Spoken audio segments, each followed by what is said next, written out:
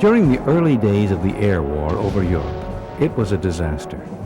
American bombers bravely flew into the skies of occupied Europe, only to fall in flames as battle-hardened Nazi pilots picked apart their crude formations with accurate gunfire. But experience counts, and in a few short months, the formations tightened, and the little friends, fighter escorts, appeared alongside to even the odds.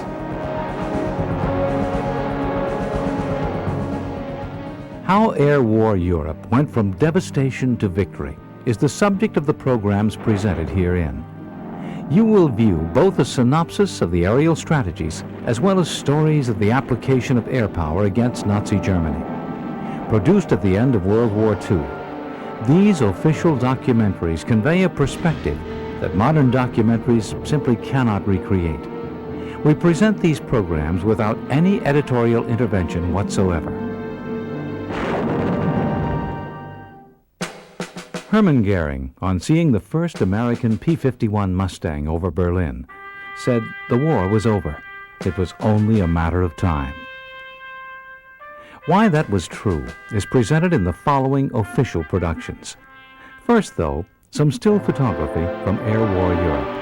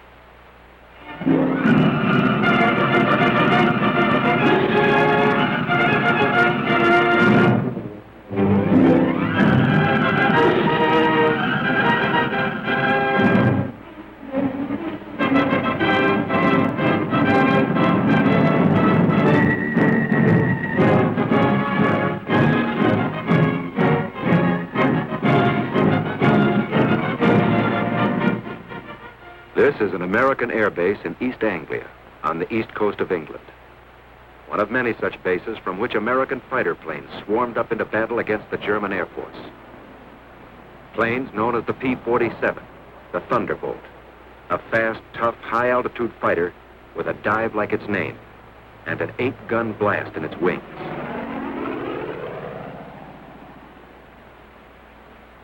The Lightning, the P-38, master of the air in many theaters of war with its long range and concentrated firepower.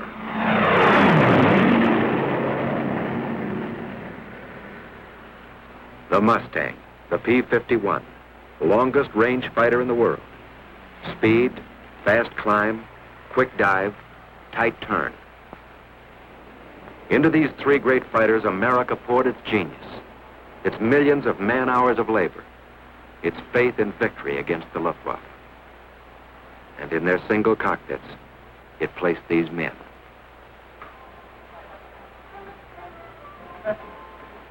Relaxing now, but not for long. At headquarters, 8th Air Force, General Doolittle is discussing fighter protection. The 8th Fighter Command will give fighter cover to targets and back from the target. It's desirable that we peel off as many fighters as possible to come down east of the Ruhr and strafe ground targets. The bomber plan, timing, altitudes, strength, course, and targets reached the combat operations room at headquarters, 8th Fighter Command, Major General Kepner commanding. A field order goes out. 62nd Group P-47s will escort heavy bombers over enemy coast through target to limit of endurance. The machinery is set in motion. Now comes the briefing for the mission and everybody present. These Thunderbolt pilots are veterans of many missions, so the colonel gives them only the essentials. They are to escort the bombers to a target about 40 miles east of Mannheim, and then proceed to the strafing of aerodromes north of Frankfurt. They're given times of takeoff, rendezvous, escort, strafing. The pilots make notes on the backs or palms of their left hands. Intelligence warns them that they may expect considerable enemy opposition today. The Germans have brought in some 100 single-engine fighters. On the field, planes warm up. It's takeoff time for the Thunderbolts.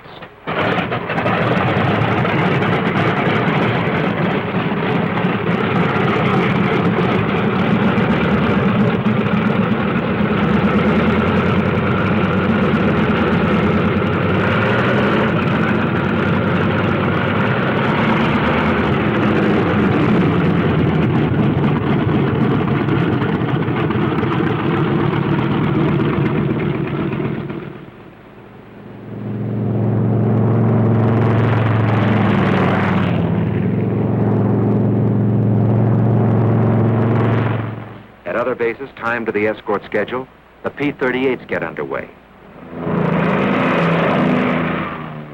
And at still others, the long-range Mustangs go to keep their rendezvous with the bombers someplace deep in Germany. Somewhere out there over enemy territory, near or far, in the long route as the bombers go out and come home, each of these formations will make rendezvous at a certain point on the exact minute. The Thunderbolts climb steadily over the channel into hostile skies.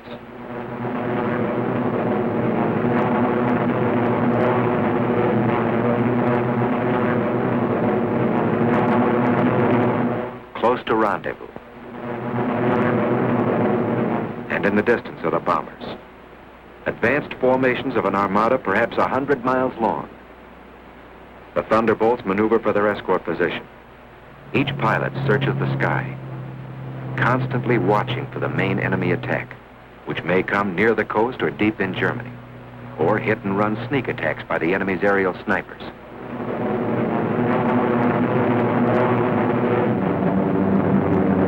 And then, at another rendezvous point, comes a group of Mustangs to relieve the Thunderbolts. This is Red Leader. Okay, men, it's time to break escort. Mustangs coming in at 8 o'clock. The Thunderbolts break escort. They head for home, watching for every possible strafing target on the way. The Mustangs, far in the distance, sweep the surrounding sky as they come in to take the places held by the Thunderbolts.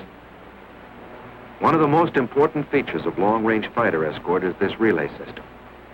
Because of the differences in bomber speeds and the need of much weaving, fighters used up their gas. Thus, the same group of fighters could remain with the bombers only 25 to 40 minutes out of a 6 or 8 hour mission, going and coming. And 1,000 fighters might be needed to keep anything from 40 to 100 on the job at all times. While the enemy could strike with 250 at any point he selected, our fighter groups had to relieve at rendezvous points all along the route. But on the German side, the Luftwaffe was forewarned an hour and a half in advance, even as our bombers gained altitude over England. This captured German film shows how quickly their 109s and Focke-Wulf 190s got into action after a warning. They had plenty of time to mass their fighters at a chosen point of attack and to outnumber our escort at anything from 2 to 1 to 10 to 1. They were as grimly determined to stop our great daylight thrusts into their industrial heart as our bombers and fighters were resolved to press them home.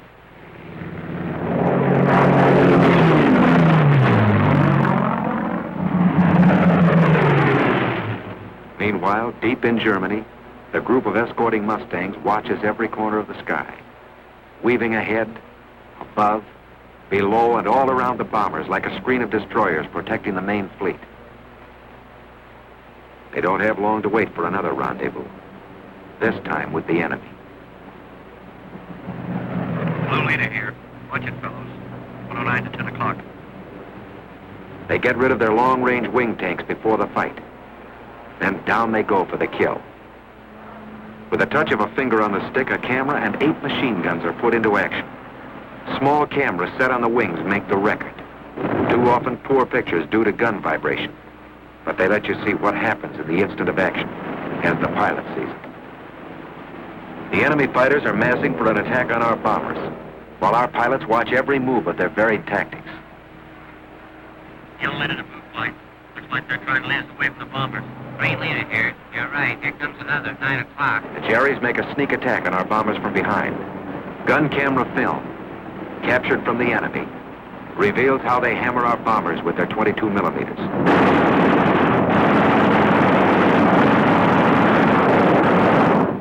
A B-17 catches fire and goes down in flames.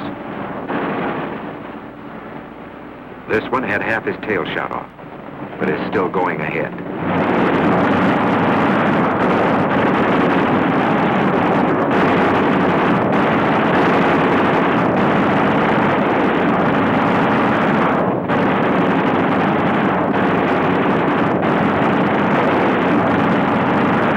We lose another, but they can't stop us. Our fighters, often heavily outnumbered, engage the enemy all over the sky. And this battle is only one of many. Day after day, month after month. Mustangs, Thunderbolts, Lightnings, against the enemy 109s and the Focke-Wulf 190s. Our fighters attack, attack, attack, 2 into 10, 6 into 50. They block the enemy's mass assaults until our victory column soars at the rate of 4 to 1. If a missed rendezvous or other misadventure, due usually to blinding weather, prevented fighter protection somewhere, the bombers suffered heavy losses. But no American fighter ever failed them because of enemy odds, however great. Never was a mission turned back by enemy action.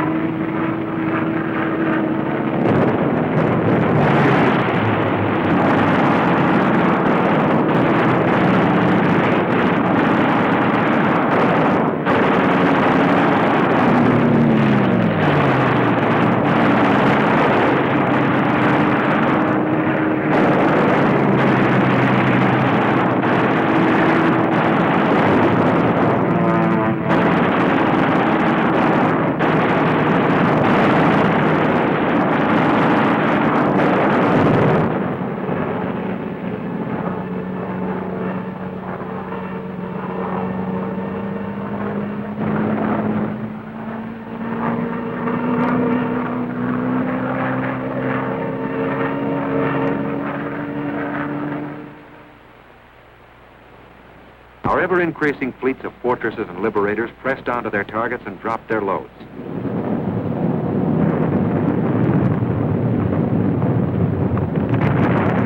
And the day arrived when a huge 8th Air Force bomber mission with full fighter escort was flown to Berlin and back without a challenge by a single enemy fighter.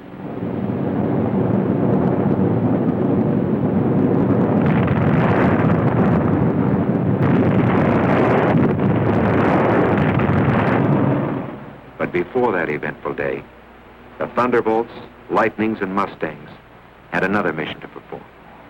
Our bomber and fighter losses were strikingly less than the enemy's. But the home front sent us more bombers and fighters and more well-trained pilots, and our fleets grew mightier by the month. However, the enemy's first-line operational strength was maintained also.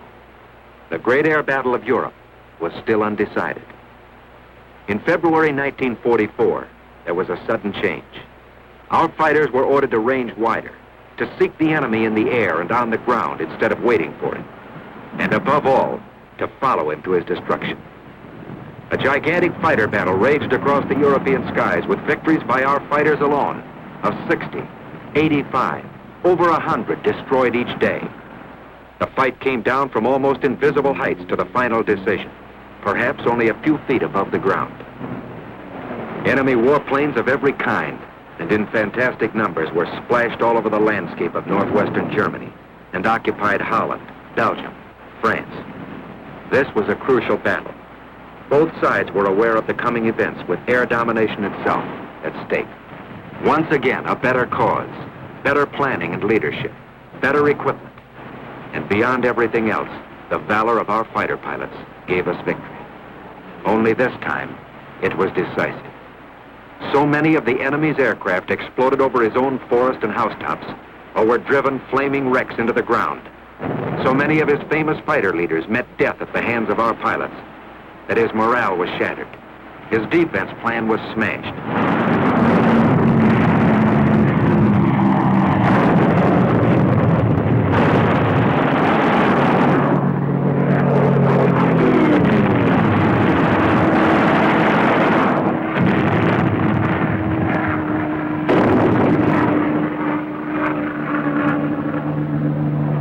Quickly, our fighters seized their opportunity.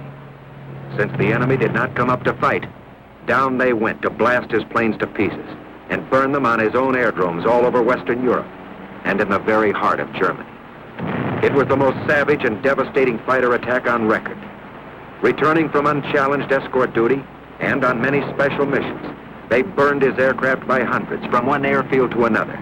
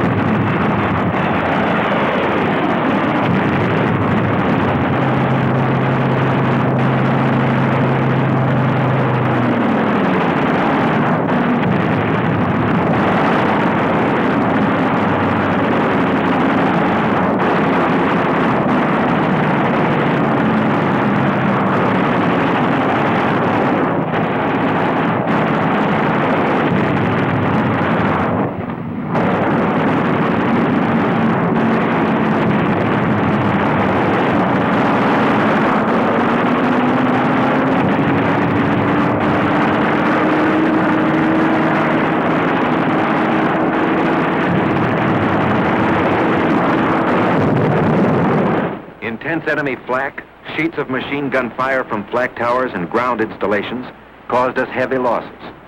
4 times as many as the same number of fighters would sustain in aerial combat. But our fighters never flinched, and by their courage, faced destruction in single-engine planes only a few feet above the ground, and 500 miles from their bases, until they had smashed the heavily concentrated frontline operational strength of the German Air Force forever. Now that the sky was ours, another great opportunity became ours too. The destruction of the enemy's transportation system that fed and supplied the great armies counted on to repel the Allied invasion forces. The enemy's roads and railroads were struck with the mighty force of air power. These were tense days, crucial days, and both sides knew it. Our fighters, freed by their bitterly won victory in the air, became a dominant factor on the ground. They exploded locomotives by the thousands and burned freight cars in uncounted numbers. No train in daylight hours was safe. No target too small. Even a single railroad car. No marshalling yard a haven. The enemy's desperately needed rail transport system was shattered all over the map.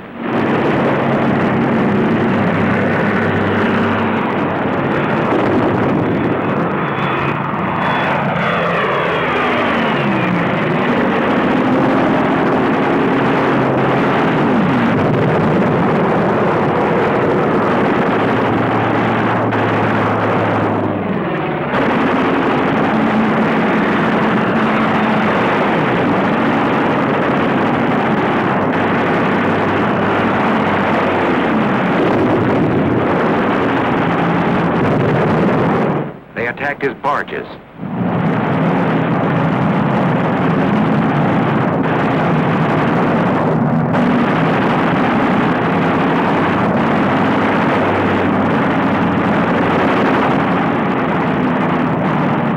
his oil tanks. Flak towers.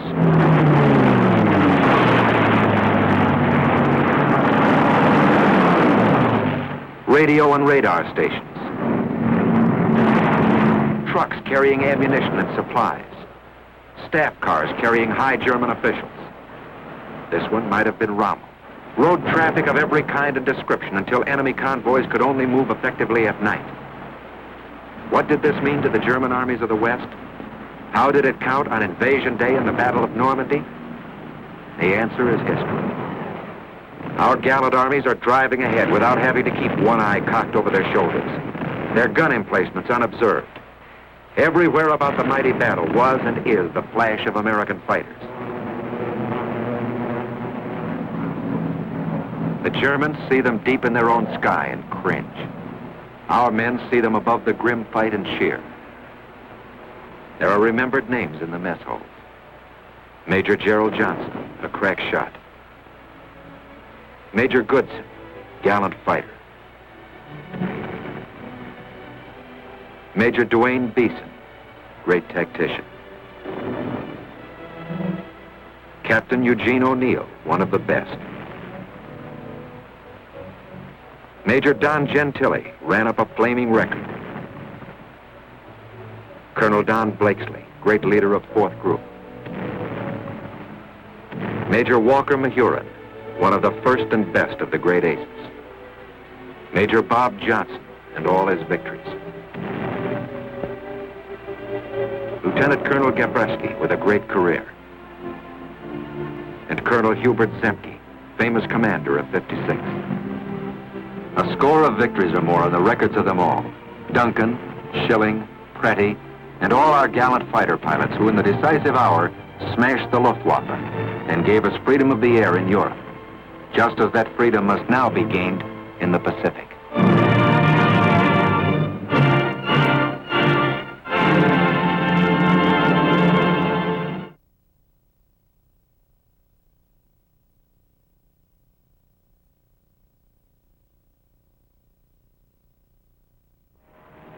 Films from the gun cameras of 8th Air Force fighter squadrons.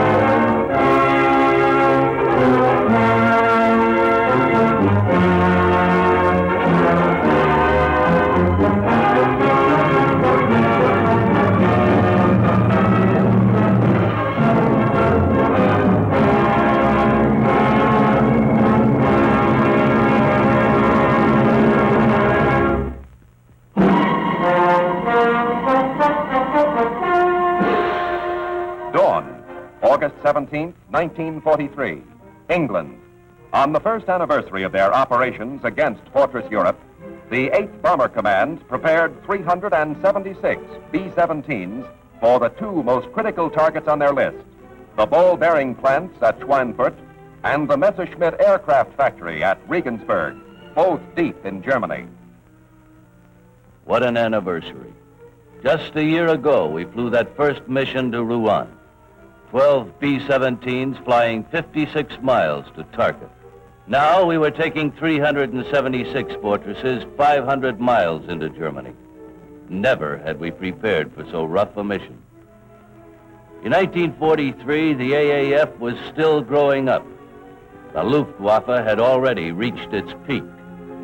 But our boys taking their battle folders knew it.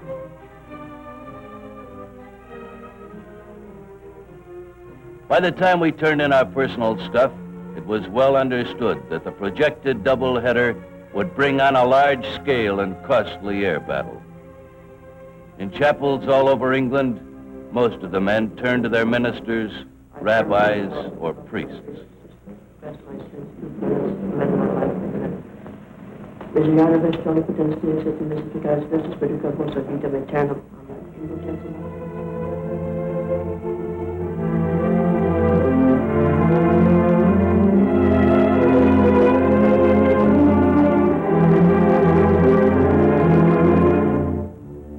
Getting into the trucks, we didn't dream that August 17th was being written into air history. Not only because of us, there were other soldiers in the skies. This was the same day that Sicily fell to the Allies. The same day that the RAF bombed Peenemünde, the V-2 rocket plant. The same day that General Kenny's B-25s destroyed 200 Jap planes at Wewak in 8 minutes. And this day, our double mission involved the deepest penetration ever attempted into Germany, and the largest bomber force to be dispatched to date. We knew that as we went further into Germany, we'd hurt her more. But we also knew we'd have to pay a higher price for admission. And now the last briefing as the pilots rechecked the details of the mission with their crews. Individuals no longer existed. We were now 10-man teams, and on our teamwork would depend our success and perhaps our lives. Action against Schweinfurt got underway. The Regensburg task forces had just hit their target. A vast and intricate machine of destruction had been set in motion. Behind these modern warriors were weeks of high command planning. Now crewmen took care of routine duties. Ahead of us were 4 hours of rugged action. Our guns were going to be especially important today. At the briefing, they told us we'd have help from short-range fighters and 8 air support mediums. The fighters were supposed to take us about halfway. The mediums were to bomb diversionary targets. But for the worst part of the trip, we'd be on our own. Finally, after a few hours delay due to bad weather, 2,300 men counted the seconds.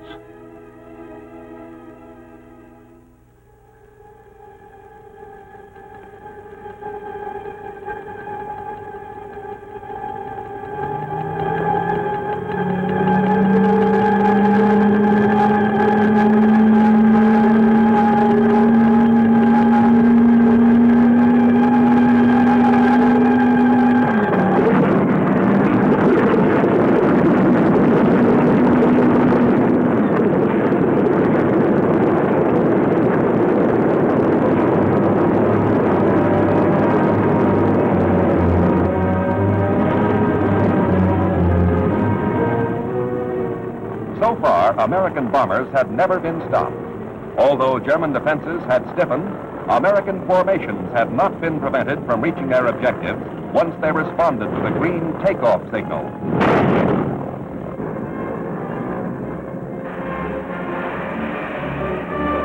As always, each thundering run was an epic of suspense until 30 tons of bombs, plane, and men were lifted from the earth.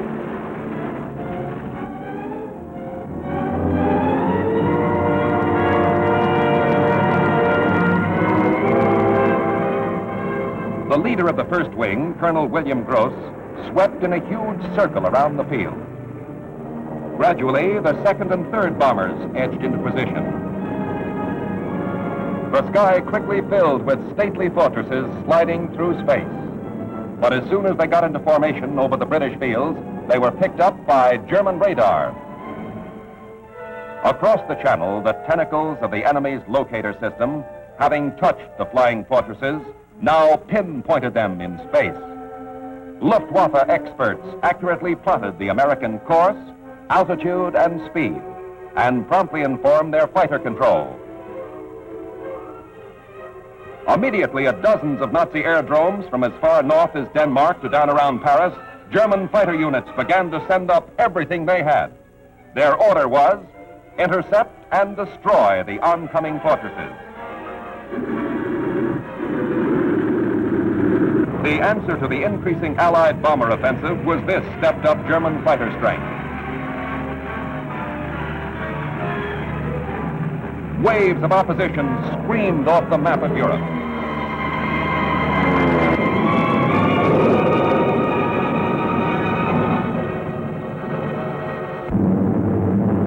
In spite of the Luftwaffe, Allied planners selected our targets according to Allied Air Force priorities. That's why, merely 3 hours after the 4th Bomb Wing had paralyzed the Nazis' Messerschmitt factory at Regensburg, we in the 1st Bomb Wing were on our way to strike Schweinfurt in the face of an aroused enemy. As we began to run into flak, our gunners could feel the entire German Air Force warming up. Flying in enemy territory, we felt like goldfish in a bowl, waiting for the attack. Strict radio silence was maintained, while trained eyes searched the sky.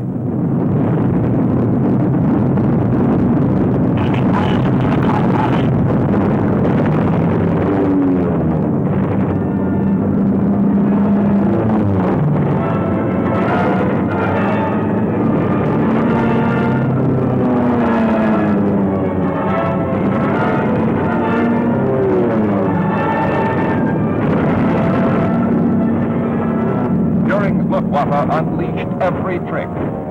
The B-17 suffered the most savage blows since the war began.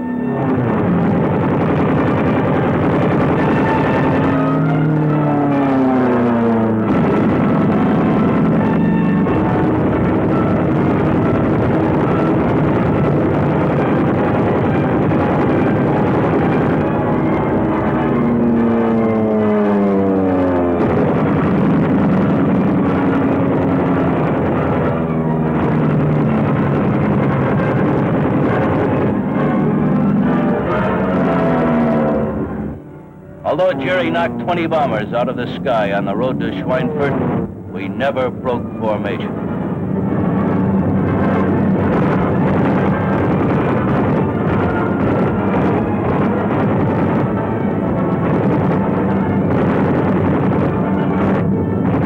Despite the ferocity of the attack, which extended all the way to and from the target, we pressed forward. Our guns kept burning the enemy out of the sky.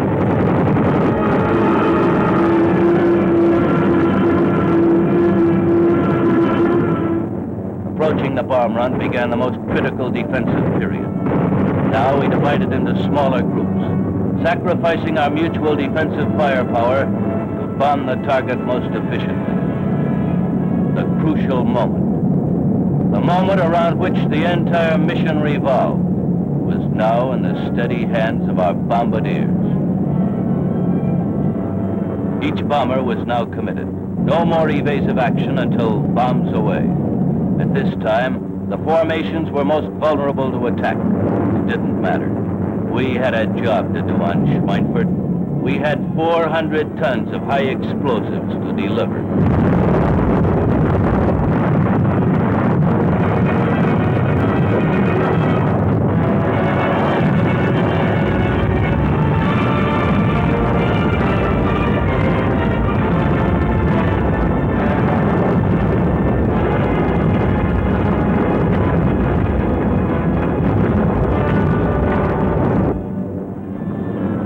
After getting 80 hits on the two main ball-bearing plants, we could defend ourselves again, at least to the extent of evasive action against flak and fighter attack. But the main idea now is to get home fast.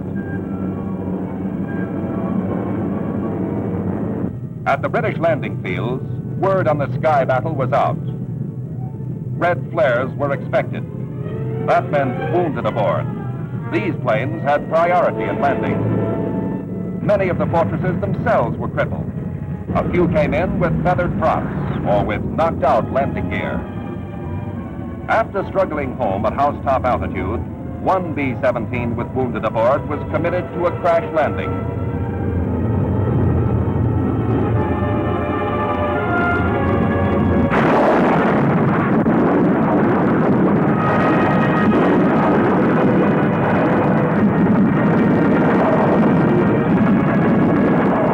The name of the ship was My Prayer.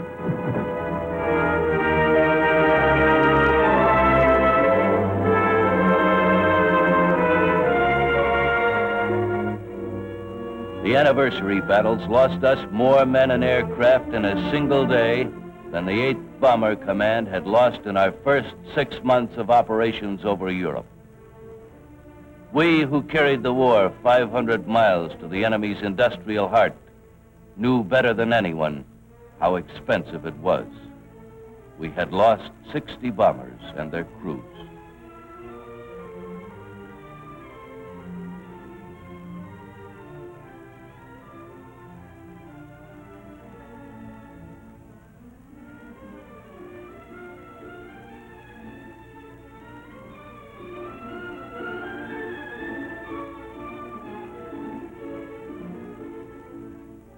What happened this 17th day of August, year 1943, was a testament to American men with modern weapons and a very old idea, fighting for freedom. On this day, high-altitude bombers engaged in their greatest and, from the point of view of loss, their most disastrous air battle to date. Nonetheless, the results justified the price we paid. Out of these trials by fire, there did emerge from the struggle one of the most polished and powerful instruments of warfare ever assembled. This force of men and planes, this accumulation of skill and experience, became the power and might of the United States Air Force.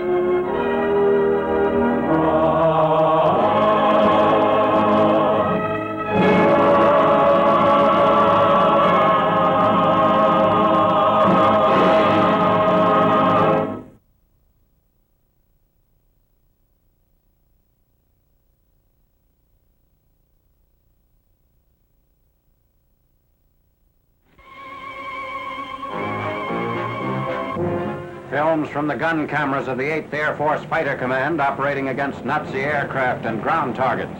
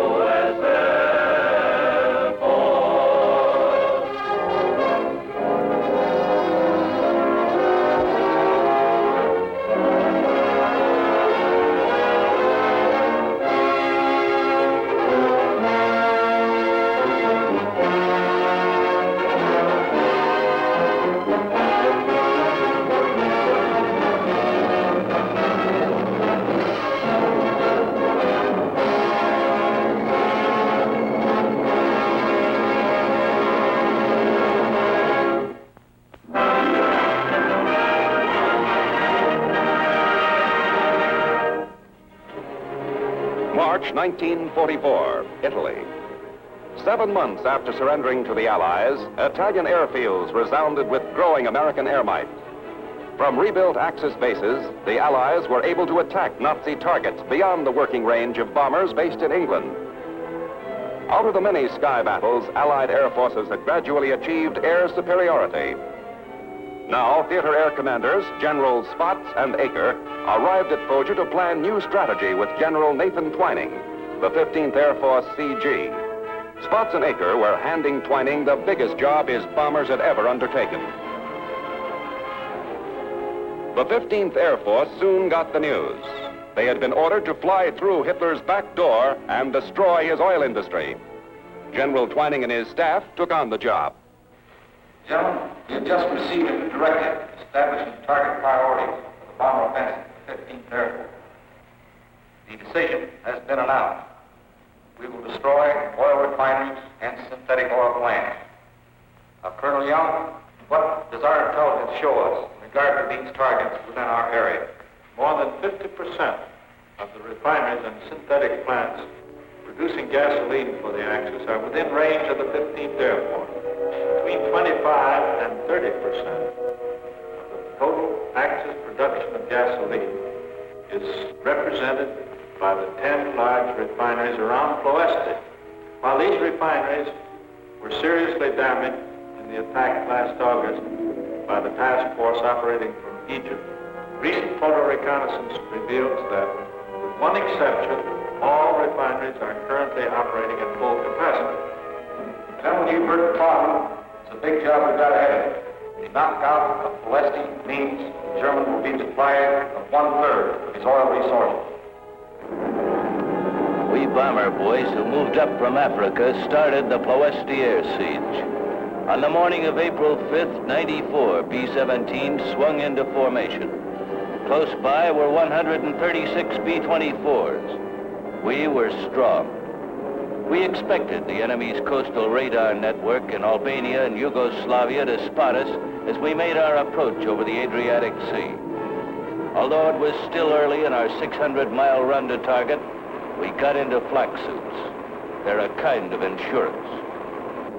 Climbing to altitude, we skimmed the Yugoslav mountains. Mighty peaceful. Peaceful until they bristled with flak guns.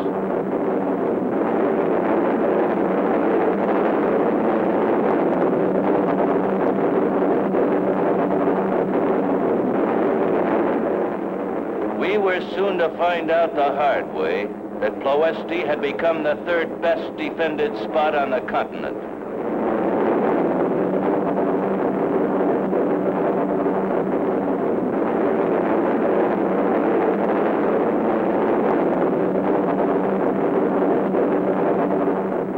This was a high-altitude mission, 21 to 24,000 feet. As we neared the target, we edged into tighter formations. Each had top cover. We all remembered a 1943 Ploesti mission with 177 liberators in which we lost 54 planes. Would this be like last year's mission? This one might be worse. 250 enemy fighters, outnumbering ours 3 to 1, attacked.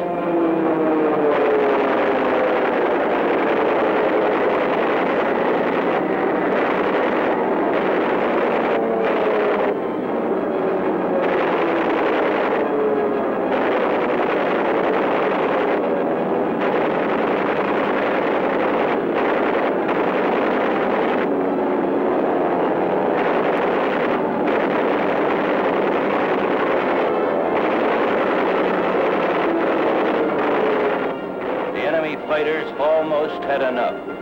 By the time we crossed the Sofia-Belgrade line, our lightnings moved in for the knockout punch. Then we ran into flak. 256 heavy guns filled the sky with black, deadly mushrooms.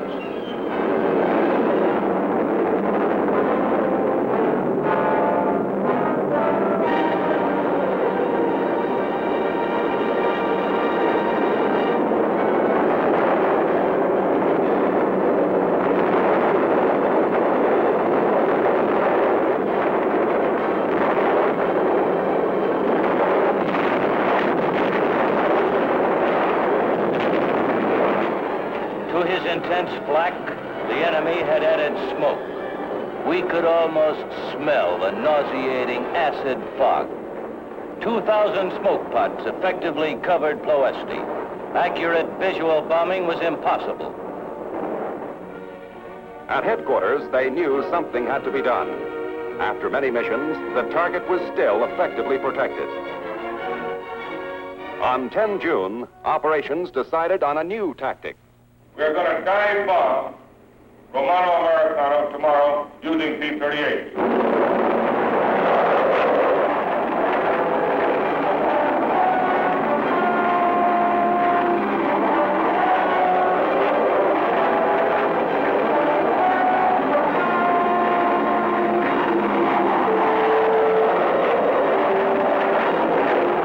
For 4 hours, 1,200 miles, we buzzed the Balkans.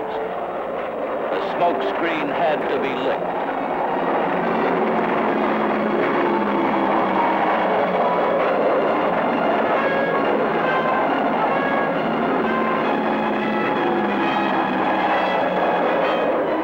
We climbed the bombing altitude, and some of us dumped our wing tanks as we got close to the enemy.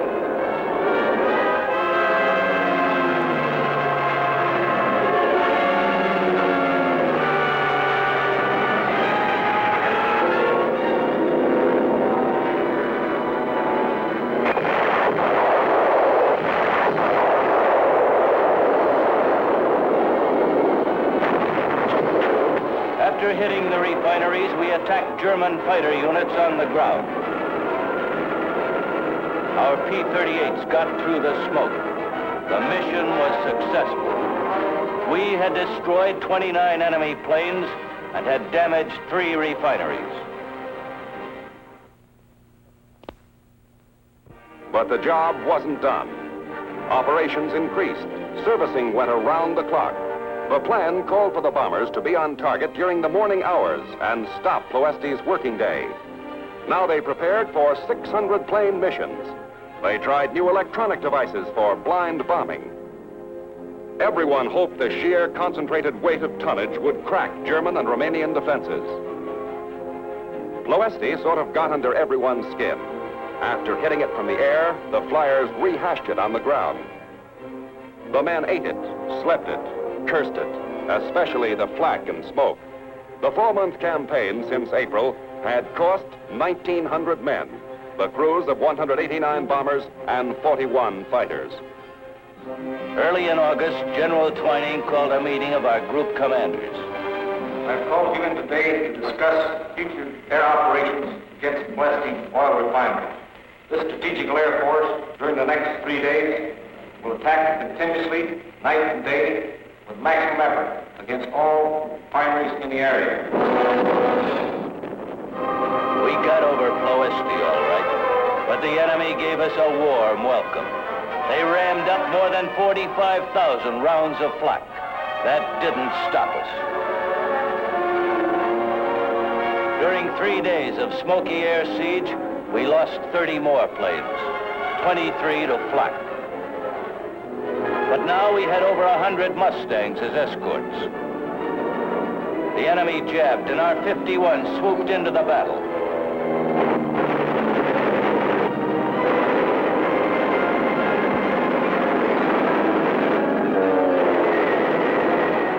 Hit hard, enemy fighter strength fell apart. Displaying courage far beyond the call of duty, our boys drove the enemy into the ground.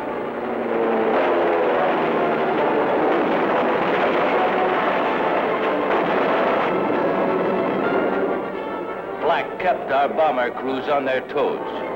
We waded through it all the way to the target. The full weight of our attack fell on Ploesti.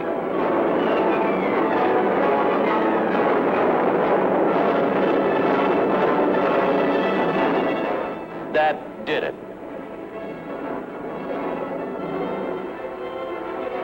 The steady pounding whittled away 90% of Romanian oil production. The global and greedy designs of an Axis dictator were consumed in a blazing, oily Ploesti. This was the crowning climax to our air siege. In only 5 months, this had become the graveyard for 1/3 of Hitler's oil. Oil, a pre-war weak point in the Nazi military supply system, became a bottleneck under repeated Allied blows. The bombs had crushed gasoline producing, storage, and shipping centers. Vainly, Germany's 350,000 slave workers tried to repair the damage. But now all the refineries in the rich Ploesti cluster were damaged or knocked out. We hurt them, but they hurt us too. The Ploesti campaign had cost us 270 heavy bombers, 49 fighters and their crews. Each plane and each man helped to shorten the war. As we hit the donut line, we were still flying the mission, and we wondered about our missing air crews. How many would come back? The answer came sooner than we had expected. 12 days after the last bombing of Ploesti, we got a real thrill. An airlift of 56 transport-converted B-17s were bringing back our buddies who had been forced down. Romania had surrendered to the Russians. In just 3 days, more than 1,100 returned as part of Operation Reunion. This was the first mass prisoners of war liberation. Of the first 600, only 10 were stretcher cases. All in all, considering what they'd been through, they were a light-hearted bunch. It was good to be back. Yes, it was a day to remember, that day at Foggia Airport. These were the first, and General Twining made it plain how glad he was to have his men back. He had planned something special. From his Coral Sea experience, he remembered what privation meant. First, he gave his men medical care and food. Then, Godspeed on their next mission. Their new checkpoint was the Statue of Liberty. Their target was home. The 15th Air Force, by burning Ploesti off the target list, did more than merely destroy enemy oil production. They brought eventual disaster at compounded interest. The German war machine was stalled for lack of fuel. Later chapters will show Allied air power accurately blasting the vitals of the Axis with the hard-won bombing experience of the United States Air Force.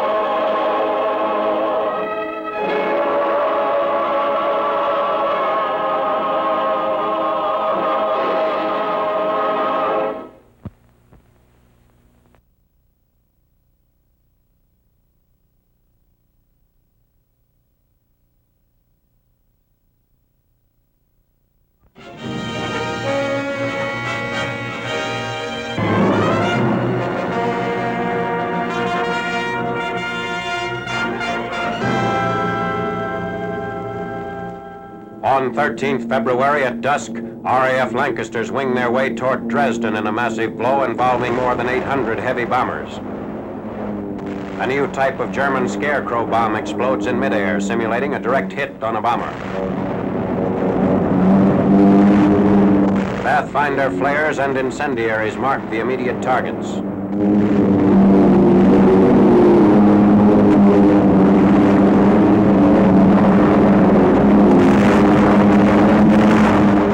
Another Scarecrow bomb. The attack is in support of Russian armies moving toward this rail center on a front 50 miles away.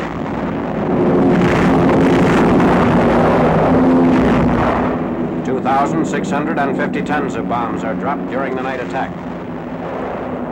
2 days later, AAF Flying Fortresses follow up with a second assault on this German communication center.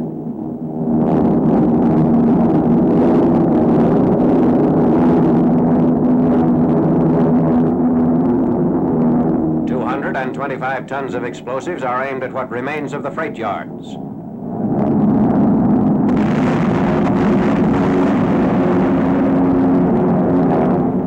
Prior to the war, Dresden was a city of 625,000 population. The double blow is estimated to have virtually destroyed the entire city.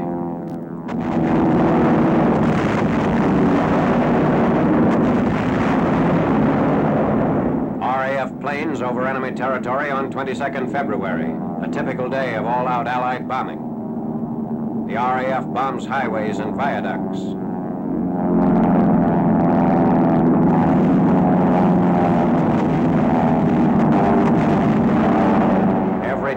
RAF combat plane is used in this onslaught on German transport troops and communications.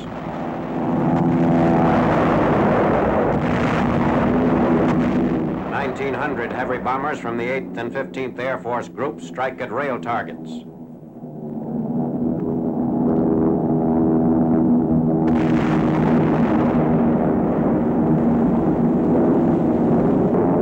Rocket-firing Typhoons peel off to strike at enemy installations and supplies.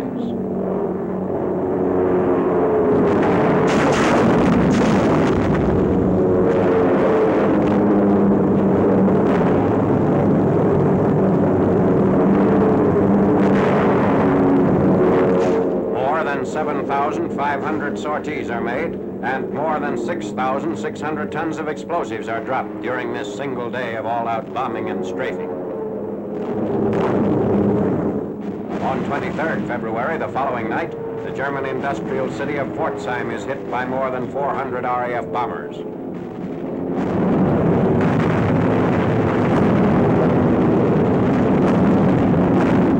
Using a new bombing technique, the Lancasters lay some 10,000 4-pound incendiaries to mark the target. Then, they drop everything from 500 to 12,000-pound blockbusters.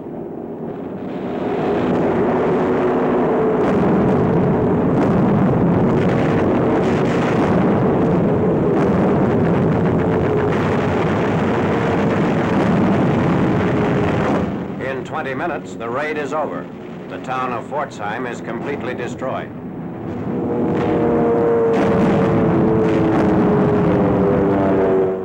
On 2nd March, 700 Lancaster and Halifax bombers roar over Cologne to block roads and railroads leading across the Rhine and to destroy concentrations of German troops fleeing the city as the American First Army smashes into it.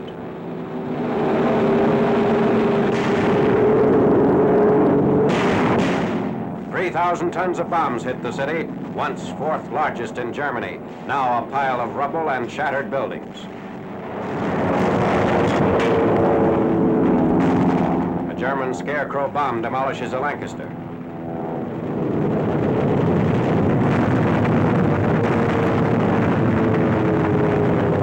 Strategic targets are hit without destroying the Cologne Cathedral, which still stands amid the ruins.